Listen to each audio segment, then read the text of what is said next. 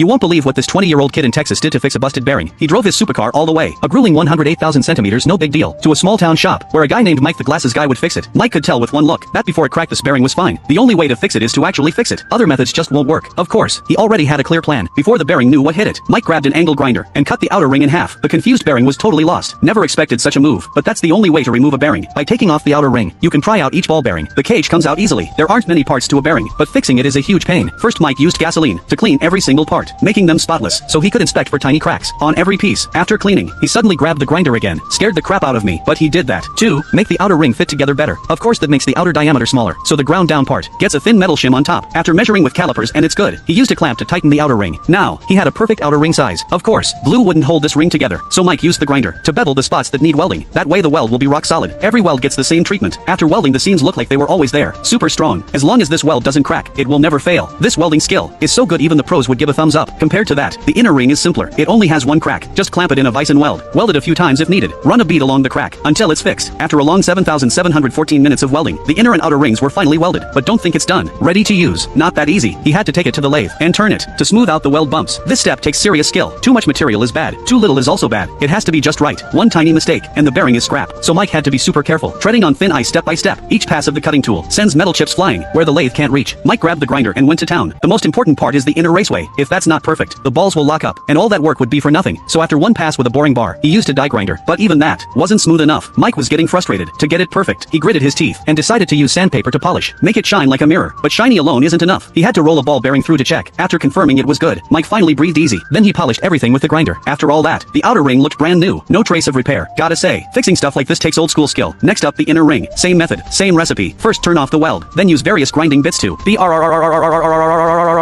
After one round of BRRRR, he rolled a ball through the raceway, carefully checked and it was fine, then polished everything again. After that intense BRRRR session, the inner ring looked like new. Truly a minute on stage. Take 60 seconds off stage. With all parts fixed, the exciting assembly began. Don't underestimate assembly. One slip up, and all that work is wasted. Before assembly, he had to remove all the rivets from the cage. Only by removing the rivets could he split the cage in half. Then, Mike carefully slid the inner ring into the outer ring, and clamped it in a fixture. Then placed the balls into the raceway. Start adjusting little by little. Oh no, Mike struggled with all his might, but the balls wouldn't go back. It's not that they're being stubborn. Mike was just out of strength. What now? In that desperate moment, he had a bright idea. Use the force of the 3-jaw chuck to slowly push the balls apart under the chuck's immense pressure. Now, the balls could move freely in the raceway. What a relief for those balls. Next, he installed the cage. Who would have thought? Even the cage had a special jig to hold it. Now just place the bearing on the cage and adjust each ball into the cage's pockets. Then put the other half of the cage back. Finally use rivets to secure the cage. After tightening, this once junked bearing was miraculously fixed. This isn't repair. It's basically manufacturing. For a bearing fixed like this, Mike swore on his life it will definitely work until it breaks. No problem at all. Drop a comment. How long do you think this will last?